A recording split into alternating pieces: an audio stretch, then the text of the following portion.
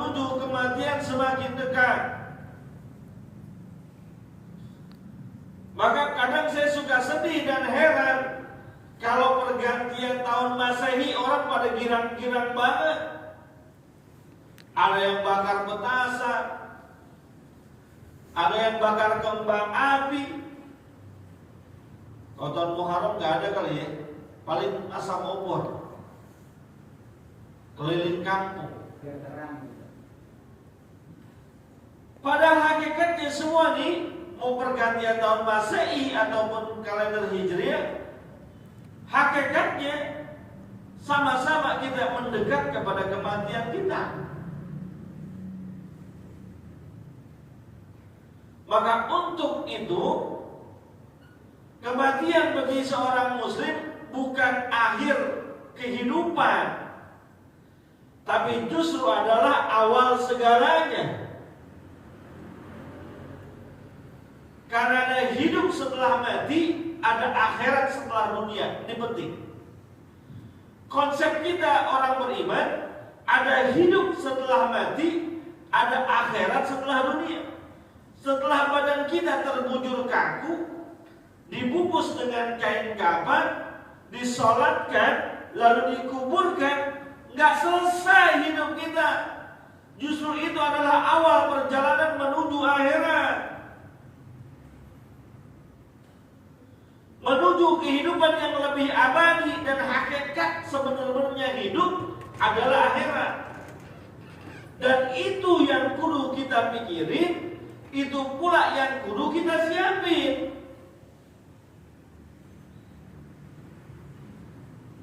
Di akhirat nanti nggak berlaku rupiah, nggak berlaku dolar, nggak berlaku cek, buku tabungan kita nggak ada apa-apanya. Yauma la yanfa'u malun wala banun illa man atallaha biqalbin salim. Pada hari itu duit banyak kagak bermanfaat, anak banyak kagak ada gunanya. Kalau di dunia duit banyak ada gak? Oh enak banget. Mau ngapa-ngapain juga tinggal tunjuk. Mau jalan-jalan tinggal ngomong. Duit banyak. Mau kawin lagi tinggal ngomong. Duit gua banyak. Iya kan? Udah 2 mau nambah 3 boleh gak? Duit gua banyak. Udah 3 mau nambah 4 boleh gak? Duit gua banyak. Udah 4 mau nambah 5 boleh gak? Lepas dulu yang ada, jangan boleh-boleh aja.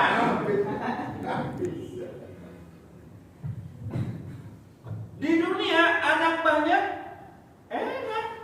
Apalagi anaknya bakti. Kita lagi susah, anak bantuin. Kita sakit, ada yang jagain, ada yang rawatin. Tapi di akhirat nggak bermanfaat tuh. Yang bermanfaat di akhirat adalah pahala yang kita kumpulkan saat di dunia. Nah sekarang ini kesempatan. Umur kita udah nambah, badan kita belum payah-payah banget, fisik kita belum sakit-sakit banget. Pikirin untuk nasib akhirat kita. Karena kalau kita susah di akhirat, susahnya lama, bisa boleh jadi selama-lamanya. Dan kalau kita bahagia di akhirat, bahagianya jadi lama dan juga bisa selama-lamanya. Kalau di dunia kita susah, sebentar Pak. Kita miskin di dunia, paling juga seukuran umur kita. Ntar kalau udah meninggal, kita gak jadi orang miskin lagi. 70 tahun jadi orang miskin, setelah itu gak jadi orang miskin lagi. Tapi di akhirat, kalaupun kita susahnya selama-lamanya. Maka bagi kita orang beriman, fa'tabiru ya ulil absar, ambillah itibar, ambillah pelajaran atas segala apa yang terjadi di antara kalian di muka bumi ini. Pergantian tahun, pergantian hari, Itu adalah pelajaran buat kita. Saat ini kesempatan buat kita untuk introspeksi. Umur kita berapa sekarang? Ada yang udah 70? Ada kan? Yang udah 70 lagi jalan keluar. 50 ada 50. Banyak yang 50, 40. Pikirin Pak, 40 tahun hidup kita di dunia, kira-kira banyakkan ibadahnya atau banyakkan santai-santai, banyakkan pahala yang sudah kita kumpulkan atau dosa yang kita tumpuk-tumpukan. Pikirin Pak, pada tidur ini pada Pak, umur 40, 50, banyakkan ibadahnya apa banyakkan santai-santainya yang udah dikerjain? Banyakkan santai. Banyakkan pahala yang sudah dikumpulin apa dosa yang udah ditumpuk-tumpuk? Dosa. Kalau saat ini kita sadar ternyata banyakkan dosa yang kita kerjain, banyakkan kelalaian yang kita lakukan, rubah tahun depan. Karena sesungguhnya apapun yang ada dalam diri kita, potensi yang kita miliki bakal ditanya oleh Allah Subhanahu wa taala. Dalam sebuah hadis, baginda Rasul sallallahu alaihi wasallam sabdakan, "La tazalu qadama 'abdin hatta yus'ala an arba'in. An jismihi bima ablahu an jismihi bima ablahu wa an umrihi bima ablahu wa an ilmihi bima fa'ala bihi wa an malihi min aina tasabahu wa bima anfaqa."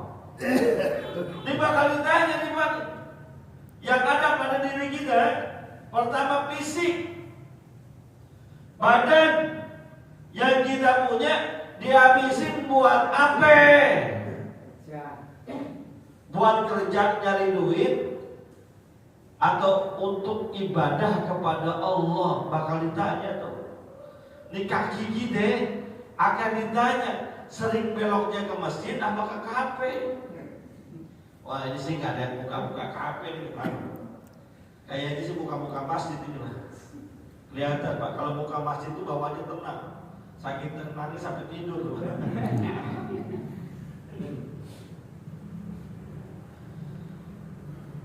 Bagaimana kita mempertanggungjawabkan di hadapan Allah ketika Allah melihatkan nanti di akhirat diputar video kehidupan kita, ternyata kaki yang kita punya sering beloknya ke kiri daripada ke kanan.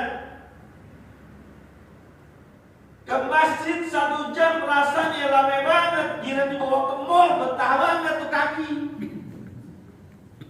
Dari jam 12 siang sampai sore di mall, berangkat gelap, pulang gelap. Nggak sholat. Sholat kagak, belanja juga kagak, cuma muter-muter aja dong kerjaannya dia. Buat ke masjid, buat ke masjid 15 menit udah lama banget perasaan. Setengah jam aja perasaan udah berat banget. Sholat aja maghrib, isya, Allahu Akbar, waladhdallin, kata amin. Kata imam amin, lanjut bismillahirrahmanirrahim. Alif lam mim. Ya, lama dan imam baca alif lam mim. Pada bacanya pelan banget, dzalikal kitabu la raiba fihi. Lama urusan. Paling lama setengah jam kita sholat, terasa lama. Tapi kalau buat jalan-jalan, buat ke mall, buat happy-happy, Masya Allah, berat Pak. Periksa juga diri kita. Sejauh ini banyakkan ke masjid atau ke tempat hiburan. Ke masjid padahal gratis, berat banget rasanya. Ada nggak ke masjid bayar? Di mana yang ke masjid bayar? Nggak ada Pak. Mau kemana pun masjid yang ada di sekitar kita bayar, nggak ada. Gratis masuk masjid, bebas kencing lagi. Coba masuk ke Inul Vista, family karaoke, bayar apa kagak? Hah? Ke tempat karaoke bayar apa kagak, Pak? Bayar. Berapa duit? Gak tahu. Jangan pura-pura, Pak. 2 jam 250.000. Welcome drinknya cuma es teh manis, kadang es jeruk. 2 jam. Kalau ditambah pemandu karaoke-nya nambah 100.000, yang buhaya 150. Gue sering. Gak boleh banget kita ngomong apa-apa aja. Nanti bang kasih tahu, Pak, kan bisa dilihat informasinya. Apalah aja aja Pak buatnya.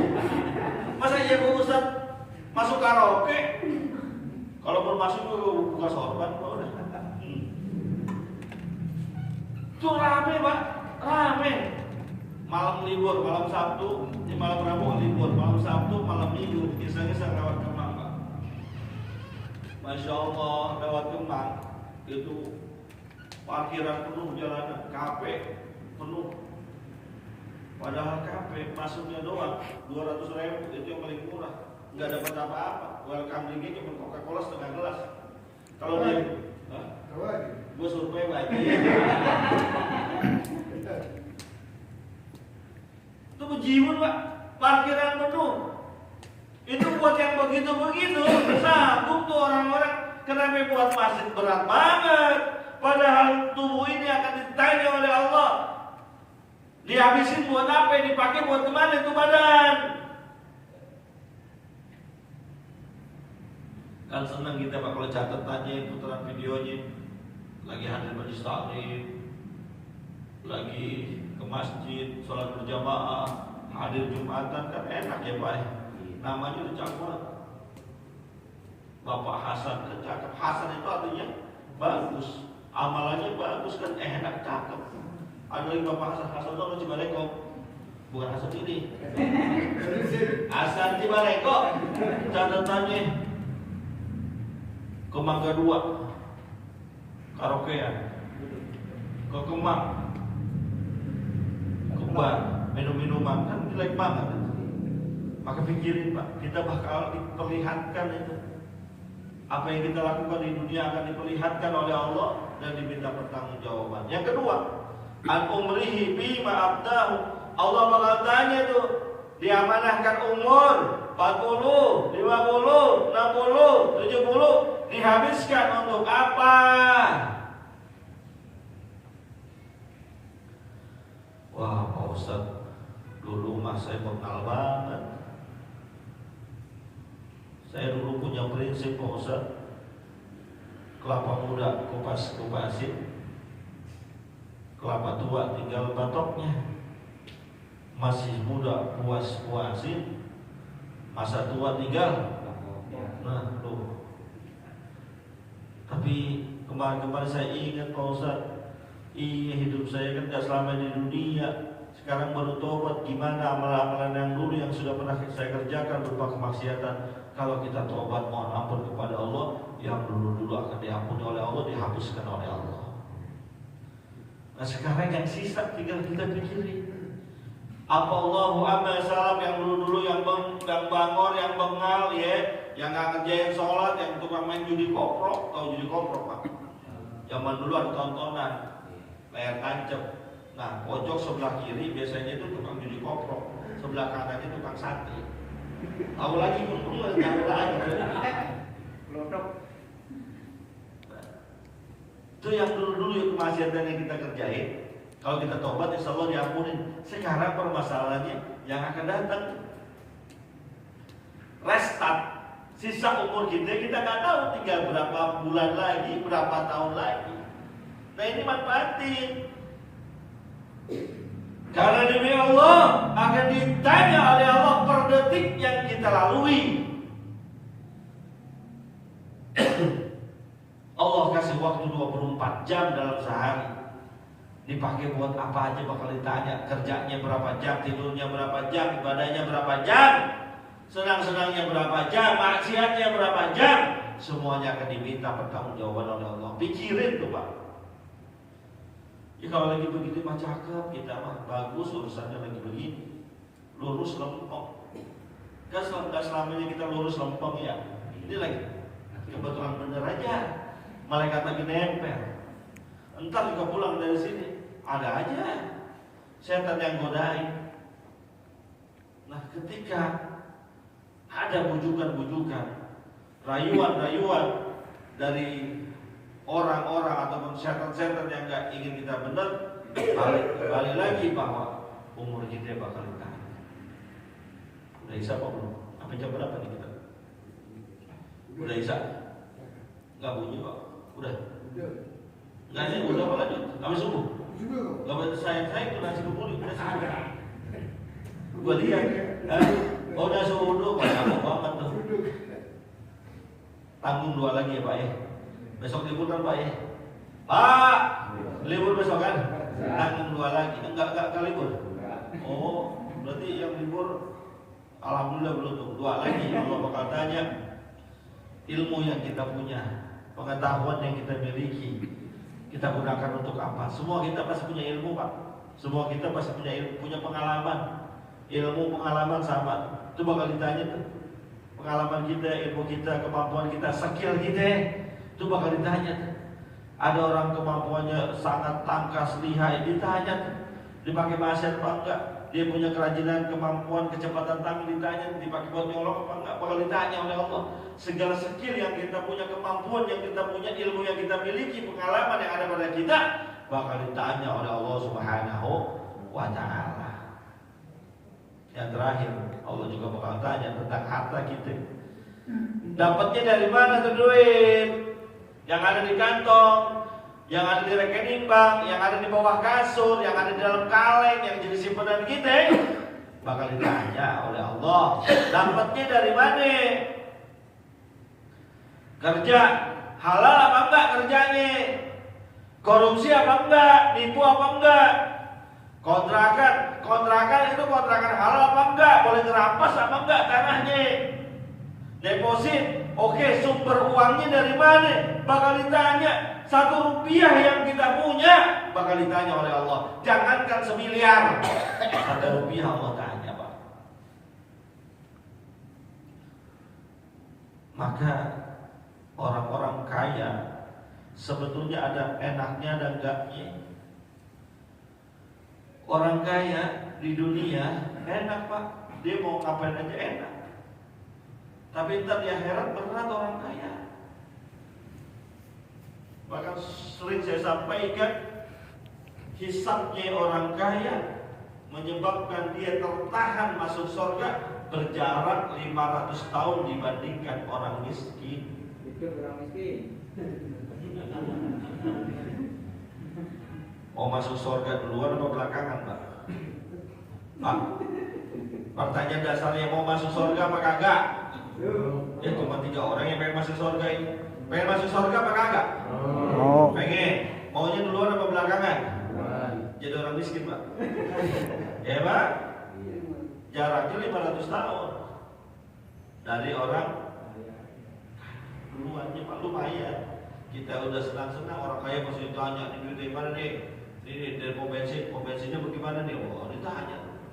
Ini duit, itu baru sumbernya. Kemananya juga bakal ditanya. Min aina anfaqtahu, min aina kasabtahu, wa bima anfaqtahu. Itu duit dilariin buat kemana? Duit banyak buat apa? Buat kemakmuran masjid, Nurul Iman, cakep. Buat sedekah, cakep. Buat infak, cakep. Buat kawin lagi, cakep. Ya cakep kalau jalannya bener. Tapi kalau itu duit yang kita punya buat kemaksiatan, buat minum-minuman keras, buat judi online ya, buat pinjol, bayar pinjol, tagihan ya, hati-hati Pak. Gila-gila duit kita jangan sampai sumbernya halal tapi keluar di kepada jalan yang nggak benar. Banyak yang akan dihisab oleh Allah tentang kehidupan kita. Itu baru sebagian kecilnya doang. Maka melalui momen Muharram ini yuk kita Jadikan momentum ini momentum kebaikan. Kan doa yang kita baca tuh. Iya. Di antara doa yang kita baca tadi, mohon kepada Allah di tahun ini supaya Allah jaga kita, Allah bantu kita, Allah tolong kita dari godaan setan. Termasuk pimpinannya, termasuk anak buahnya, pokoknya yang bentuknya setan, yang mirip-mirip sama setan, kita berlindung. Setan berbentuk manusia juga kita minta berlindung. Termasuk setan berbentuk janda juga kita berlindung.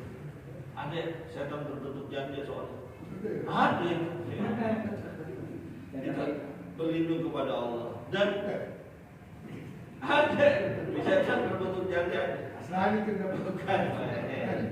Makanya kalau ketemu setan berbentuk janda, daripada bikin kita dosa, udah kawinin aja. Gitu, kawin aja, saya siap jadi penghulunya, saya siap. Bukan enak, saya beres. Dan juga kita mohon kepada Allah supaya tahun depan kalau memang umur panjang, iman Islam kita kuat, dan tetap agar bisa terus beribadah kepada Allah Subhanahu wa Ta'ala. Ini saja yang saya dapat sampaikan. Waktu Isya udah lewat kayaknya ya. Kasih uduk, takutnya keburu kering gitu. Kasih uduk nggak boleh lama-lama, kering tergena kalau kering. jangan pulang ya. Jangan pulang, ada nasi uduk berapa dapat? Kopi dulu, ada nasi uduk Bukan ya. baik. Bareng-bareng kita ngeriung ya, karena enak banget masih Nurul Iman begini nih. Ketua DKM sampai dulu. Ustaz Hasan Abdul Ghani, kalau dia belum mati jangan dikuburin. Ya benar kan? Iya. Mudah-mudahan ada manfaatnya. Mohon maaf. In uridu illal islah mastata'tu wa ma taufiqi illa billah alaihi tawakkaltu wa ilaihi unib. Billahi taufiq wal hidayah. Assalamualaikum warahmatullahi wabarakatuh. Waalaikumsalam warahmatullahi wabarakatuh.